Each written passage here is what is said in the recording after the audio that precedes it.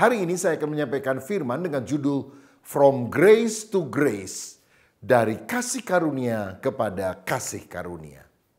Saya akan bacakan 1 Korintus 15 ayat 9 dan 10 yang berbunyi demikian. Karena aku adalah yang paling hina dari semua rasul, bahkan tidak layak disebut rasul, sebab aku telah menganiaya jemaat Allah. Tetapi karena kasih karunia Allah, aku adalah sebagaimana aku ada sekarang. Dan kasih karunia yang dianugerahkannya kepadaku tidak sia-sia. Sebaliknya aku telah bekerja lebih keras daripada mereka semua.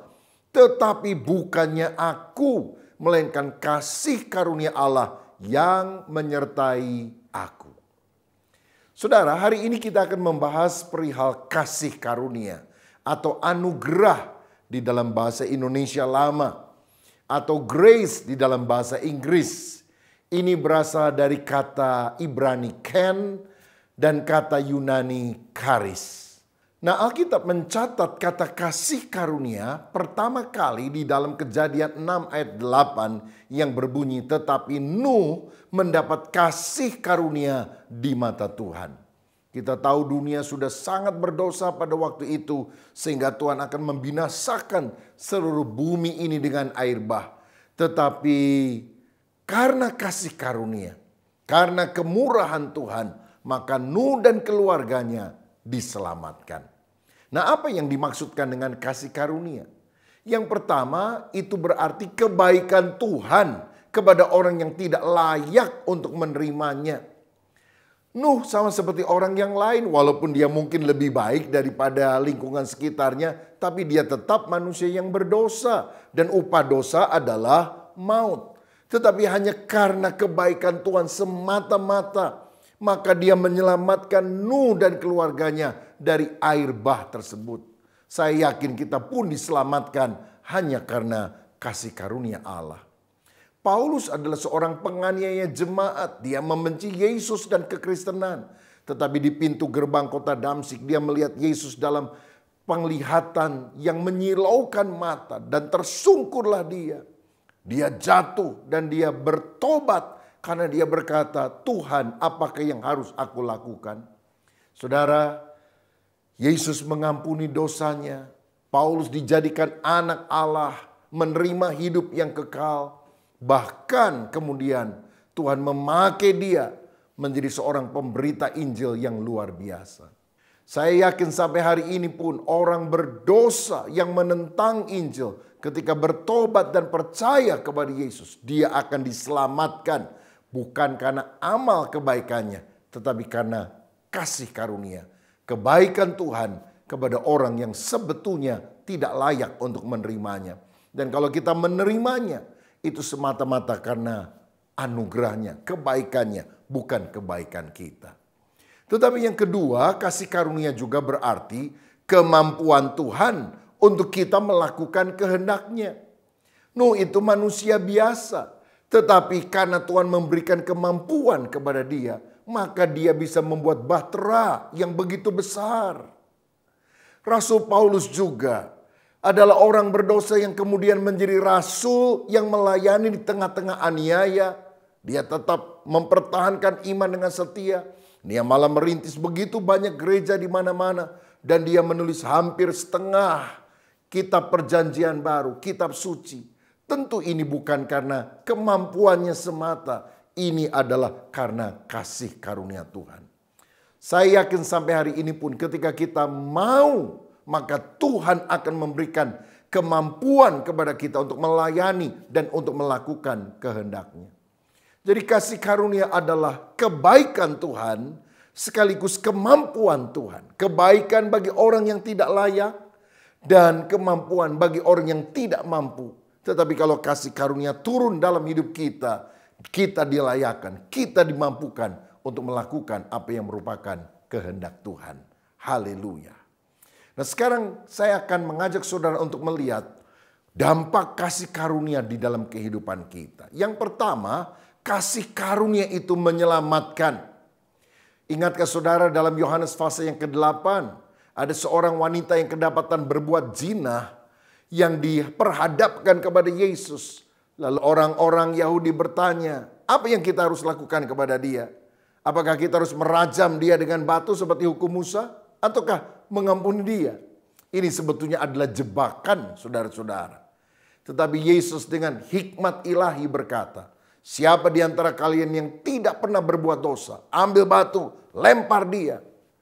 Orang itu kemudian membubarkan diri dari yang paling tua sampai yang paling muda. Kenapa yang tua pulang duluan? Karena udah paling banyak pengalaman asam garamnya dosa. Sehingga mereka bubar.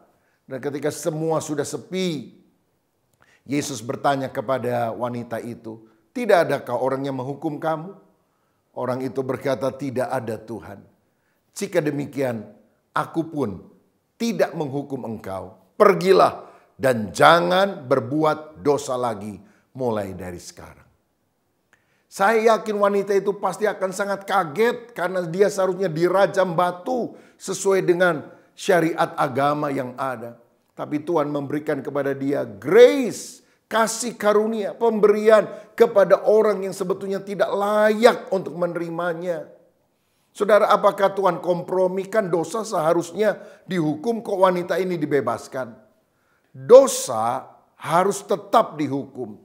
Tetapi hukumannya itu ditanggung oleh Yesus yang tidak lama kemudian mati di atas kayu salib untuk dosa wanita itu dan dosa setiap orang yang bertobat dan mau percaya kepada dia.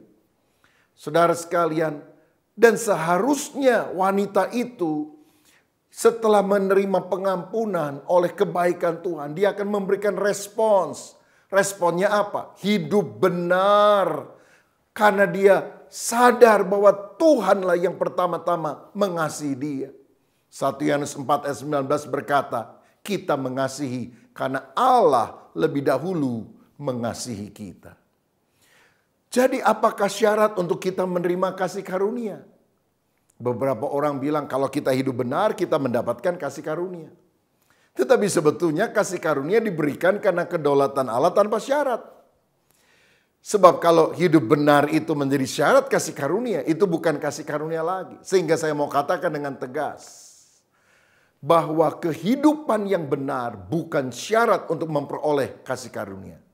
Tetapi kehidupan yang benar adalah bukti bahwa saudara sudah mengalami kasih karunia. Orang yang mengalami kasih karunia kebaikan Allah yang melampaui pemikiran manusia seharusnya membalas kasih Allah. Karena Allah yang pertama-tama telah mengasihi dan mengampuni kita. Saya teringat di Jepang ada seorang mantan yakuza, gangster yang paling ditakuti di sana yang namanya Tatsuya Shindo. Oh, dia melakukan banyak perkara kriminal sampai akhirnya dia ditangkap oleh polisi, dimasukkan penjara. Bertahun-tahun dia ada di sana. Saudara, untuk menghabiskan waktunya dia membaca banyak buku. Dan satu kali ketika buku-buku sudah habis dia baca, dia lihat ada Alkitab, dia mulai baca Alkitab. Dan dia menemukan sebuah ayat dalam perjanjian lama. Bertobatlah engkau mati dengan cara demikian di dalam dosamu. Waduh, dia merasa firman itu sangat menegur dia. Dan akhirnya dia mulai bertemu dengan Yesus melalui bimbingan seorang hamba Tuhan. Setelah dia keluar penjara, dia berhenti dari segala perbuatan dosa yang lama. Dia tidak mau lagi menjadi gangster yakuza. Padahal teman-teman meminta dia untuk memimpin mereka kembali. Dia dibaptis, dia belajar Alkitab. Dan sekarang Tatsuya Shindo menjadi seorang pendeta. Saudara, orang Jepang jadi pendeta itu sulit. Tapi dia bertobat. Dan akhirnya dia membaptis sekarang sudah lebih dari 100 orang Jepang asli yang dibaptis oleh dia. Dan mayoritas adalah mantan anggota gangster. Baik gangster yakuza ataupun lawannya. Dan semuanya berkata, kalau kami tidak melihat hidupmu berubah. Dari begitu bejat dan brengsek sekarang kamu hidup begitu saleh dan mengikuti firman Tuhan. Tidak mungkin kami juga percaya kepada Yesus. Saudara, perubahan terjadi, kehidupan yang benar terjadi. Karena orang meresponi kasih karunia yang Tuhan sudah berikan. Ada ayat terkenal dalam Efesus 2 ayat 8-10 yang berkata, sebab karena kasih karunia kamu diselamatkan oleh iman. Itu bukan hasil usahamu tetapi pemberian Allah. Itu bukan hasil pekerjaanmu. Jangan ada orang yang memegahkan diri. Karena kita ini buatan Allah, diciptakan dalam Kristus Yesus untuk melakukan pekerjaan baik yang dipersiapkan Allah sebelumnya. Ia mau supaya kita hidup di dalamnya. Dari ayat ini kita jelas memahami bahwa keselamatan itu bukan karena kebaikan kita. Kita diselamatkan karena kasih karunia, pemberian gratis cuma-cuma dari Allah bagi orang yang tidak layak untuk menerimanya. Dan pemberian itu diberikan karena sebetulnya harganya sudah dibayar di atas kayu salib ketika Yesus mencurahkan darahnya untuk menebus kita, orang yang berdosa. Nah, jadi inisiatif keselamatan itu sebetulnya bukan dari manusia. Tuhanlah yang berinisiatif mengulurkan tangannya untuk menolong orang yang sudah berada di dalam lembah dosa dan kematian.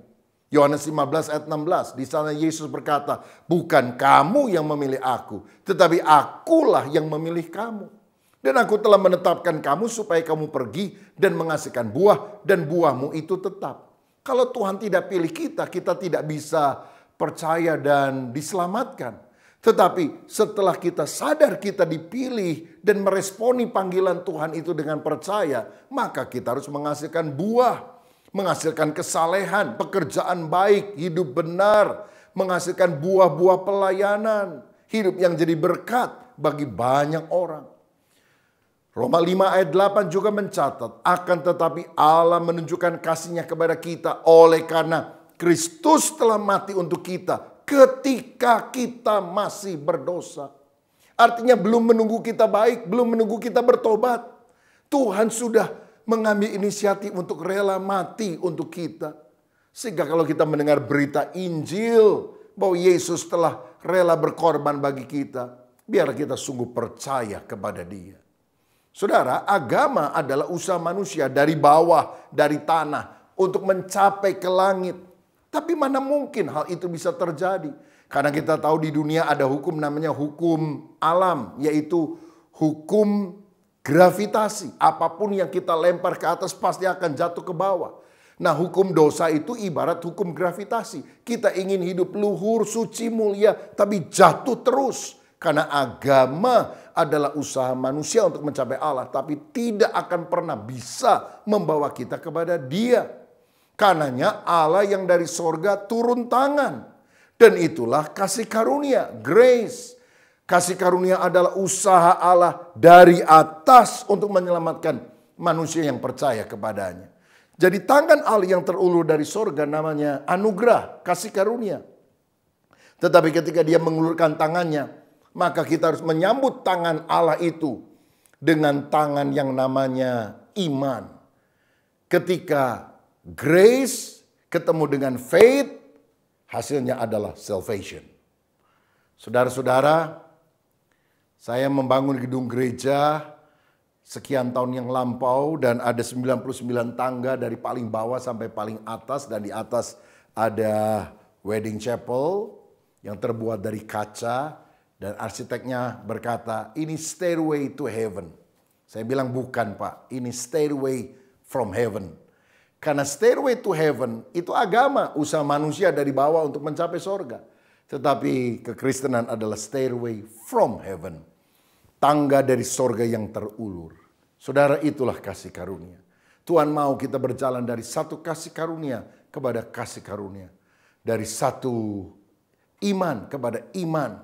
Dari satu kemenangan pada kemenangan. Dari satu kemuliaan pada kemuliaan. From glory to glory. Nah, seperti saya katakan tadi, kita diselamatkan bukan karena perbuatan baik, tetapi kita diselamatkan untuk melakukan pekerjaan baik. Jadi kita yang sudah diselamatkan, kita sungguh harus dipulihkan karakternya, menjadi serupa seperti Yesus, menjadi saleh, hidupnya jadi berkat bagi banyak orang. Ingatkah saudara wanita Samaria yang ketemu dengan Yesus? 5 kali sudah bersuami dan sekarang dia kumpul kebo dengan suami orang. Tetapi setelah ketemu Yesus, dia tinggalkan hidup yang lama. Dia menjadi pemberita bahwa Mesias sudah datang dan seluruh kampung Samaria datang dan percaya kepada Yesus. Bukankah hidupnya sudah dirubah oleh Tuhan? Sakius dikenal sebagai seorang pemungut cukai yang sangat egois, memeras rakyat. Tetapi ketika dia bertobat ketemu Yesus, dia berkata, orang yang pernah kurugikan, ku ganti 4 kali lipat. Dan setengah harta aku berikan kepada orang miskin. Orang yang mengalami kasih karunia Allah itu jadi generous, murah hati, nggak pelit. Jadi kalau saudara ngaku percaya Yesus tapi pelitnya luar biasa, engkau belum sungguh-sungguh mengalami kasih karunia Allah dalam arti yang sebenarnya. Karena orang yang mengalami kebaikan anugerah Tuhan, hidupnya tidak akan pernah sama lagi. Simon Petrus pernah menyangka Yesus 3 kali dan bilang, aku tidak kenal engkau. Bahkan dia bersumpah. Tetapi karena kasih karunia Yesus mendekati di tepi Danau Galilea dan menanyakan 3 pertanyaan yang sama. Simon anak Yunus, apakah engkau mengasihi aku? Menangislah Simon dan berkata, Tuhan, engkau lebih tahu dari aku sendiri. Engkau tahu bahwa aku mengasihi engkau. Dan Yesus berkata, gembalakanlah domba-dombaku. Simon tidak menyia-nyiakan kesempatan kasih karunia itu. Dan pada hari Pentakosta, dialah yang berkhotbah dan 3.000 orang bertobat. Gereja mula-mula didirikan. Orang yang sudah meninggalkan Tuhan, orang yang sudah gagal. Tapi ketika dia sungguh-sungguh datang kepada Tuhan, maka dia diampuni, malah dia dipercaya untuk melayani kembali. Haleluya. Jika demikian, bagaimana supaya saudara bisa menerima kasih karunia? Percayalah kepada Yesus. Hiduplah di dalam Dia. Saudara, karena ketika kita menerima Kristus, kita tidak lagi hidup di bawah kutuk, kita hidup di bawah kasih karunia. Dalam Yohanes 1 ayat 16 dan 17 dikatakan, karena dari kepenuhannya kita semua telah menerima kasih karunia demi kasih karunia. Grace upon grace. From grace to grace. Sebab hukum Taurat diberikan oleh Musa, tetapi kasih karunia dan kebenaran datang oleh Yesus Kristus. Orang yang kenal Yesus, dia mengalami kasih karunia dan kemudian hidupnya menjadi benar. Karena itulah respon orang yang mengalami kebaikan hati Tuhan. Saudara sekalian, ada 2 kata yang berkaitan. Mercy and grace. Kemurahan hati dan kasih karunia. Karena kemurahan hati Tuhan, maka kita tidak menerima apa yang seharusnya kita terima, yaitu hukuman. Tetapi karena kasih karunia-Nya, kita menerima apa yang seharusnya tidak kita terima, yaitu keselamatan. Dan Tuhan berikan semuanya karena kebaikan-Nya. Dalam Roma 6 ayat 23 dikatakan, sebab upah dosa ialah maut, tetapi karunia Allah ialah hidup yang kekal dalam Kristus Yesus. Jadi karena kemurahan hati Tuhan kita tidak menerima maut, hukuman kekal. Tetapi karena kasih karunia kita menerima hidup kekal. Dan semuanya kita bisa dapatkan ketika kita percaya dan hidup di dalam Kristus. Yang kedua, yang terakhir, kasih karunia bukan hanya menyelamatkan. Kasih karunia itu juga memberkati kita. Tahukah saudara bahwa di dalam Kristus ada penyediaan ilahi? Sebab bagi siapa yang beriman di dalam Dia, in Christ, segala kutuk sudah disingkirkan. Segala berkat rohani dan jasmani, berkat seutuhnya Tuhan berikan kepada kita. Dalam Filipi 4 ayat 19, Paulus berkata, Allahku akan memenuhi segala keperluanmu menurut kekayaan dan kemuliaannya dalam Kristus Yesus. Saya percaya orang yang tahu menabur seperti jemaat Filipi adalah orang yang akan mendapatkan kecukupan daripada Tuhan. Bahkan kelimpahan kemurahan. Karenanya jangan kita khawatir. Walaupun masa-masa sulit, masa pandemi ada di sekitar kita. Tuhan yang penuh kasih itu berjanji menyediakan apa saja yang kita perlukan. Dan seringkali penyediaan Tuhan itu terjadi dengan cara yang tidak masuk akal, tidak terduga. Elia pada masa kekeringan, kelaparan 3,5 tahun dipelihara oleh Tuhan di tepi sungai Kerit dengan mengirim burung gagak pagi dan petang membawa daging dan roti. Bukankah itu sesuatu yang ajaib? Saya yakin hari ini pun penyediaan Tuhan tersedia bagi saudara yang hidup di dalam kasih karunia-Nya. Ketika ada 5.000 orang lebih berkumpul, itu pun hanya laki-laki saja. Sedangkan tidak ada makanan yang cukup untuk mereka. Tuhan mengambil 5 roti dan 2 ikan yang dipersembahkan seorang anak kecil. Dia berdoa kepada Bapa lalu memecah-mecahkannya. Dan itu menjadi berkat bagi banyak orang dan sisanya 12 bakul. Tahukah saudara, mujizatnya tidak terjadi dengan cara ini. Waktu didoakan 5 roti kecil jadi 5 roti bantal dan 2 ekor ikan kecil berubah jadi 2 ekor ikan paus. Tidak demikian. Waktu didoakan rotinya tetap kecil, ikannya tetap kecil. Tapi waktu dibagi, tidak habis-habis. Kalau kita berjalan dalam kasih karunia, bukan berarti kita harus kaya raya, jadi konglomerat dulu baru kita jadi berkat. No. Di dalam keterbatasan, apa yang Tuhan percayakan kepada kita ketika kita belajar mentaati perintah Tuhan. Waktu saudara menabur, membagi, memberi, itu tidak akan habis-habis. Saya percaya kalau kita berdoa dan Tuhan memberi kasih karunia, apa yang tidak masuk akal Tuhan akan sediakan. Sekian tahun yang lalu ketika saya berulang tahun, saya berdoa kepada Tuhan, Tuhan berikanlah saya kado. Saya ingin memiliki sebidang tanah yang cukup luas untuk saya bisa membangun sebuah gedung gereja yang bisa menampung ribuan orang sekali kebaktian. Tapi engkau tahu saya tidak punya uang dan saya tidak punya tanah. Tapi bagimu tidak ada yang mustahil. Beri aku kasih karuniamu Tuhan.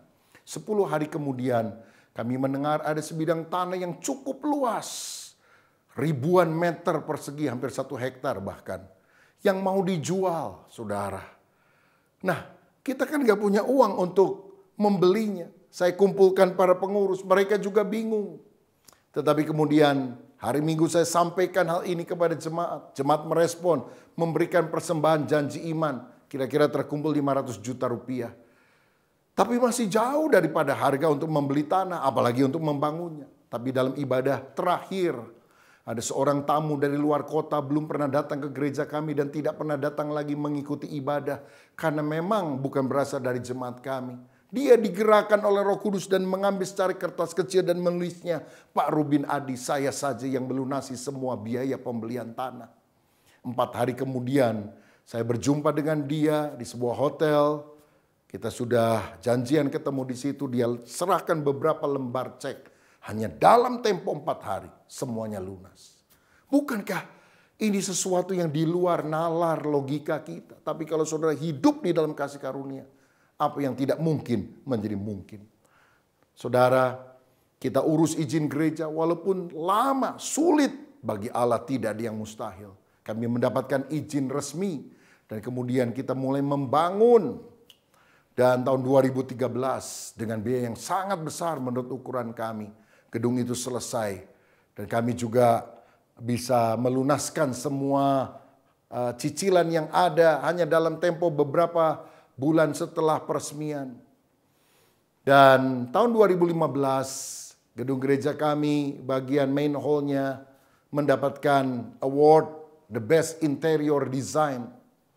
Lalu kemudian tahun 2017, 2 tahun kemudian mendapatkan award lagi, yaitu The Best Public Area untuk Ahava Wedding Chapel, yaitu tempat untuk pernikahan di paling atas daripada gedung gereja. Sehingga dari atas kita bisa melihat pemandangan kota. Saudara, 2019 kita mendapatkan hadiah atau piagam dari MURI, Museum Rekor Dunia Indonesia. Gereja dengan tangga luar terbanyak. Saudara-saudara, saya percaya kalau Tuhan memberi kita kasih karunia yang tidak pernah terpikir, Tuhan akan sediakan. Tetapi berkat itu bukan hanya secara jasmania.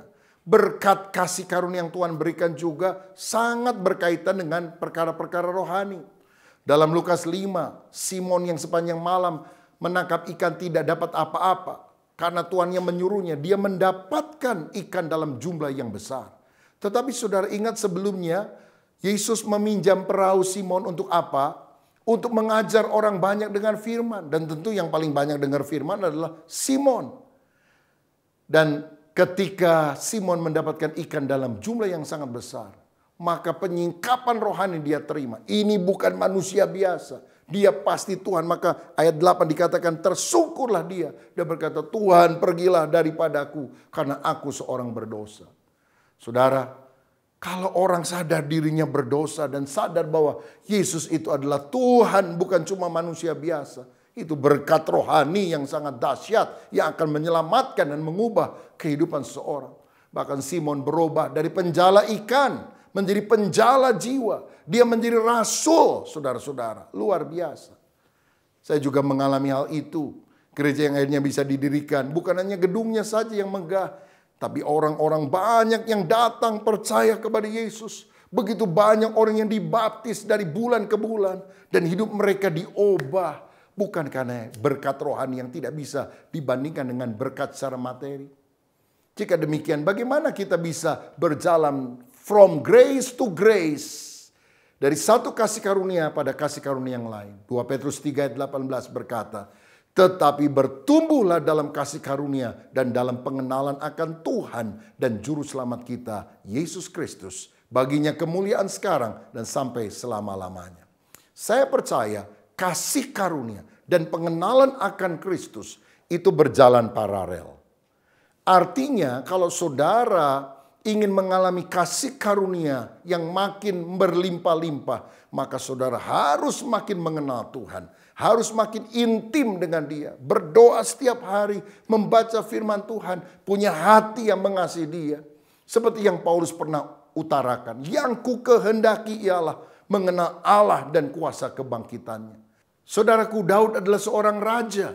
Tetapi yang dia minta bukan kekayaan, bukan kemenangan atas musuhnya. Dia hanya minta, izinkan aku selalu berada dalam hadirat, makin mengenal Engkau. Sehingga kasih karunia Allah mengalir begitu dahsyat di dalam kehidupan Daud.